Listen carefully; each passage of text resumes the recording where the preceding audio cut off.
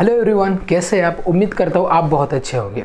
तो जो डिपार्टमेंट आज मैं बताने जा रहा हूँ उसकी बहुत ज़्यादा सर्च जो फ्रेशर स्टूडेंट है वो ज़्यादा करते हैं, क्योंकि यहाँ पे एक तो आईटी जॉब है and at the same time payment भी अच्छा मिलता है, कंपनीज भी अच्छी होती है और फ्यूचर पर्सपेक्टिव से बात करें तो बहुत बढ़िया अपॉर्चुनिटी है आपको। ये डिपार्टमेंट है फार्माकोविजिलेंस। अब फार्माकोविजिलेंस एक्चुअली क्या होता है, इसमें आपको जॉब अगर चाहिए तो वो किस तरीके से लगता है, फ्रेशर के पॉइंट ऑफ व्यू से ये वीडियो होने जा रहा है। तो जो फ्रेशर है और जो फार्माकोविजिलेंस में करियर करना चाहते हैं इनके लिए ये वीडियो बहुत मदद करेगा, कैसे आप जॉब ढूंढ सकते हैं और कैसे आपको कंपनी मिल सकती है। तो ये वीडियो को पूरा देखिए।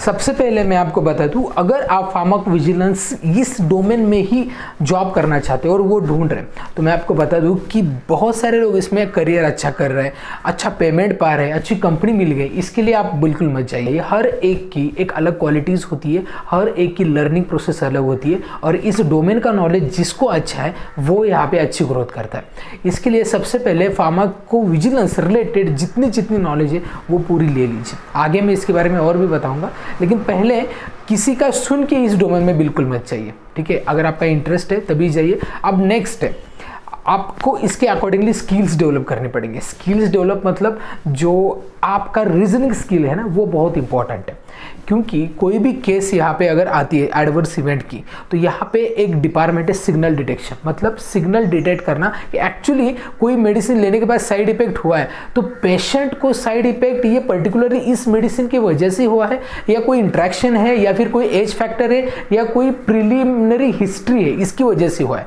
तो ये चीज़ें डिटेक्ट करना बहुत इंपॉर्टेंट है। इसके लिए रीजनिंग स्किल, एनालिटिकल स्किल बहुत इंपॉर्टेंट है। इसके बाद लीडरशिप स्किल भी आप में होनी चाहिए। इंटरपर्सनल स्किल मतलब ये जानना जरूरी है कि ये डिपार्टमेंट क्या है, ठीक है। आपका कम्युनिकेशन स्किल पे बहुत अच्छा होल्ड होना चाहिए, क्योंकि आपके फॉरेन क्लाइंट से बातचीत होती रहती है। यहाँ पे एक डेजिग्नेशन है MICC, यहाँ पे आपकी फॉरेन क्लाइंट्स के साथ डायरेक्टली बात होती है। अगर कम्युनिकेशन स्किल वीक है तो ये डेजिग्नेशन आपको नहीं मिलेगा। इसके लिए जो भी मैंने स्किल बताया वो स्किल आप में होनी चाहिए, नहीं है तो आप ग्रो कर लीजिए।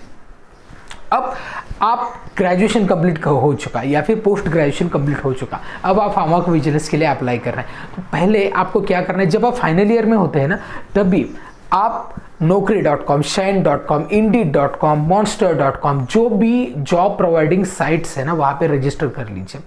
और नॉट ओनली रजिस्टर, वहाँ पे एक अच्छा रिज्यूमे आप प्रेजेंट कर लीजिए, जहाँ पे जो एप्लीकेशन ट्रैकिंग सिस्टम naukri.com की भी होती है, हर एक जॉब प्रोवाइडिंग साइट की भी होती है। इसके लिए आपके रिज्यूमे में वो की पॉइंट्स होने चाहिए जो इस जॉब के रिलेटेड है। अब कैसे जो रिज्यूमे को आपको प्रिपेयर करना है इसके लिए ऑलरेडी एक डेडिकेटेड वीडियो बनाया है मैंने, ऊपर आई बटन पे लिंक प्रोवाइड की गई है, वो वीडियो ज़रूर देखिए। अब आपको naukri.com पे एक बार आपने रजिस्टर कर लिया तो आपको वहाँ पे रुकना नहीं है।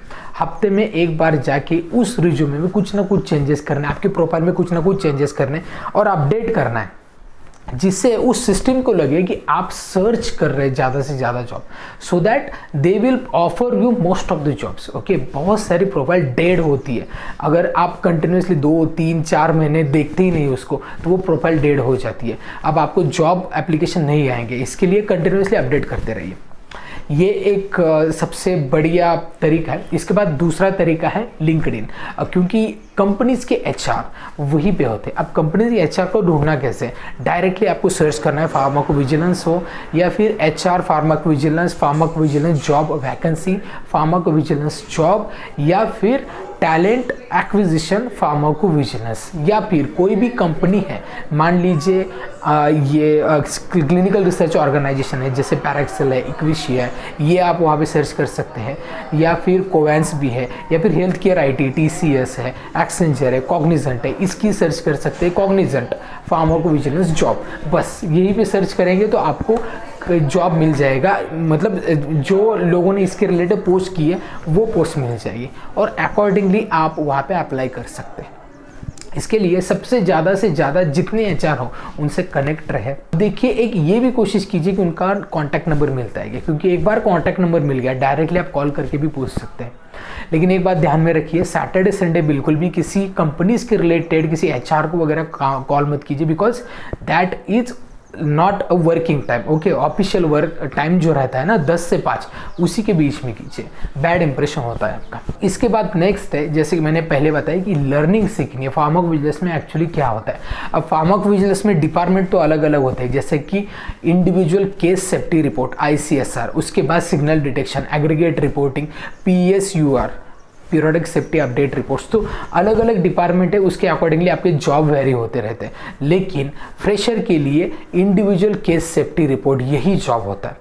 अब यहाँ पे क्या होता है, केस प्रोसेसिंग होता है, मतलब कोई भी केस आती है तो उसको जैसे कि हमारे जीमेल में हम अकाउंट बनाते हैं वैसे वहाँ पे अकाउंट बनाना होता है, लाइक केस प्रोसेसिंग होती है। उस केस प्रोसेसिंग पूरी आपको सीखनी होती है, उसके बाद वो डेटाबेस में सेव करनी होती है। जितने भी फार्माकोविजिलेंस में सॉफ्टवेयर यूज हो रहे हैं ना, आर्गस हो या अरिस हो, यहाँ पे general, patient, product and event, ये 4 तरीके के टैब होते हैं, उसमें आपको इंफॉर्मेशन भरनी होती है।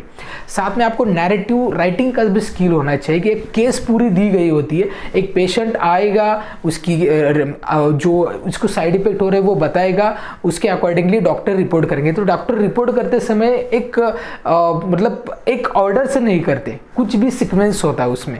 पेशेंट को साइड इफेक्ट हो गए पहले, ये होता है, इसके बाद पेशेंट को सिम्टम्स आने लगे, तो एक्चुअली आपको उसको एक सीक्वेंस में अरेंज करना है, that is called as narrative writing. Okay, किस तरीके से ये इवेंट हुआ होगा, तो इसकी पूरी नॉलेज आपके पास होनी चाहिए। इसके लिए एक तो मैं आपको सजेस्ट करूंगा कि इसकी ऑनलाइन नॉलेज ले सकते हैं, अदरवाइज एक सर्टिफिकेट कोर्स भी कर सकते हैं जहाँ पे आपको पूरी नॉलेज मिलती है फार्माकोविजिलेंस की। और ये एक अच्छा रहता है कि अगर आपको पूरी नॉलेज है तो आप इंटरव्यू में भी आप बहुत अच्छे कॉन्फिडेंस से जाते हैं और वहाँ पे प्रोबेबिलिटी जो होती है ना सिलेक्शन की वो बढ़ती है, क्योंकि आपको मालूम है कि ये एक्चुअली क्या है। इसके लिए कंपनीज भी, अगर मान लीजिए कोई बी फार्म का बंदा है, ओके, बी फार्म किया है और दूसरा भी बी फार्म का है लेकिन वो सर्टिफाइड है, तो कंपनी किसको लेगी, जो सर्टिफाइड है उसको ले लेगी। इवन कोई एम फार्म है और एम फार्म किया है या बी फार्म है लेकिन सर्टिफिकेट किया है, तो मान लीजिए कोई एम फार्म है, इसका एक इतना डोमेन नॉलेज नहीं है, तो वो बी फार्म सर्टिफिकेट वाले को भी ले लेंगे। इसका मतलब ये नहीं कि सर्टिफिकेट करना ही है, but at the same time knowledge आपको लेनी है। सर्टिफिकेट करने से नॉलेज आपको मिलती है, इसके लिए आपको ये लर्निंग स्किल सीखनी बहुत ज़रूरी है। इसके बाद बहुत सारे लोग फार्माकोविजिलेंस में जॉब नहीं पाते, क्योंकि इसका एक सबसे बड़ा कारण है रीलोकेशन। बिकॉज आप रीलोकेट होने के लिए तैयार नहीं रहते, एक पर्टिकुलर एरिया में ही आपको जॉब चाहिए होता है। ऐसा होता बहुत कम है कि उस पर्टिकुलर एरिया में या एक ऑर्गेनाइजेशन में कंटिन्यूसली वैकेंसी निकलती है, ऐसा बिल्कुल नहीं होता। बहुत टाइम लगता है एक ऑर्गेनाइजेशन में वैकेंसी निकलने के लिए। तो इसके लिए शुरुआत में जो भी जॉब मिलता है, कोई भी लोकेशन हो, ज़्यादा से ज़्यादा ये लोकेशन है मेट्रो सिटीज़ में, ओके, तो इसके लिए मेट्रो सिटीज़ में ही आपको जाना है। तो रीलोकेशन के लिए हमेशा तैयार रहिए, क्योंकि एक अच्छा पैकेज मिलेगा और इसके बाद आपको ग्रोथ भी अच्छी मिलती है। एक ऑर्गेनाइजेशन में कम से कम 2 साल आपको रहना ही है। 1 साल रहे या फिर 6 महीने रहे फिर चेंज कर ली, ऐसा नहीं होता। और बहुत बार क्या होता है, कंपनीज के बॉन्ड होते हैं तो इसमें घबराना नहीं है। 2 साल के ऊपर बॉन्ड नहीं रहता किसी कंपनी का, तो 2 साल आपको करना ही है किसी भी ऑर्गेनाइजेशन में काम, तो आप एग्री कर लीजिए। इसके बाद बहुत सारे स्टूडेंट्स के करियर गैप होते हैं। मान लीजिए आपने बी फार्म कर लिया, 3 साल का गैप है, या बहुत सारे लेडीज़ के मतलब मैरिज होने के बाद फिर से ज्वाइन करना चाहते हैं, तो वो गैप होता है। तो जनरली मल्टीनेशनल कंपनीज होती है जैसे TCS, कॉग्निजेंट, एक्सेंचर है, वो गैप कंसिडर नहीं करती, मतलब ये बिल्कुल भी आप एक्सेप्ट नहीं होते, मतलब एलिजिबल नहीं होते उस पर्टिकुलर पोजीशन के लिए। तो आपको क्या करना है, घबराने की ज़रूरत नहीं, स्टार्टअप में जा सकते हैं आप। किसी भी स्टार्टअप में आप जाके, मतलब एक छोटी कंपनी हो लेकिन वहाँ पे 1 साल या 2 साल का एक्सपीरियंस गेन करने के बाद आप मल्टीनेशनल के लिए अप्लाई कर सकते हैं, ठीक है। तो ये चीज़ें आप डेफिनेटली अप्लाई करें। तो फ्रेशर के लिए जॉब ढूंढना मतलब ये थोड़ा सा डिफिकल्ट होता है फार्माकोविजिलेंस में, लेकिन फिर भी अगर आप सही तरीके से कंपनी के HR तक पहुँचे, कंपनी के रिक्रूटमेंट के मतलब जहाँ पे रिक्रूटमेंट, मान लीजिए वेरियस ग्रुप भी है जो व्हाट्सएप पे है या फेसबुक पे जो वैकेंसीज रिलेटेड इंफॉर्मेशन पोस्ट करते हैं, हमारा भी एक ग्रुप है, डिटेल लिंक आपको डिस्क्रिप्शन में मिल जाएगी, तो वहाँ पे भी जुड़िए, वहाँ से भी अप्लाई कर सकते हैं। जैसे कुछ ऑर्गेनाइजेशन है टीसीएस का खुद का टेलीग्राम का ग्रुप है, उसको ज्वाइन कीजिए। वहाँ पे आपको पूरी डिटेल वो प्रोवाइड करते हैं। तो इस रिलेटेड आपको एक डेडिकेटेडली इस जॉब के लिए ढूंढना होगा। आपको ऐसा घर में बैठ के कोई जॉब नहीं देने वाला है, ओके।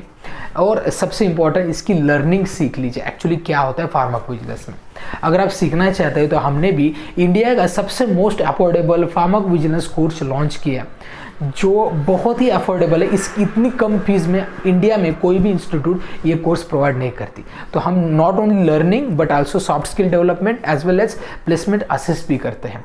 तो अगर इस कोर्स को लेना है तो डिस्क्रिप्शन में उसकी पूरी डिटेल्स दी है, तो आप वो कोर्स ले सकते हैं। तो ये वीडियो कैसा लगा ये मुझे बताइए। वीडियो अच्छा लगता है, वीडियो का कंटेंट अच्छा लगता है ना, तो वीडियो को लाइक ज़रूर कीजिए, चैनल को सब्सक्राइब करना बिल्कुल मत भूलें और इस वीडियो को बहुत सारे लोगों तक शेयर करें। तो इस वीडियो में इतना ही, मिलते हैं नेक्स्ट वीडियो में, तब तक बी हेल्दी बी हैप्पी।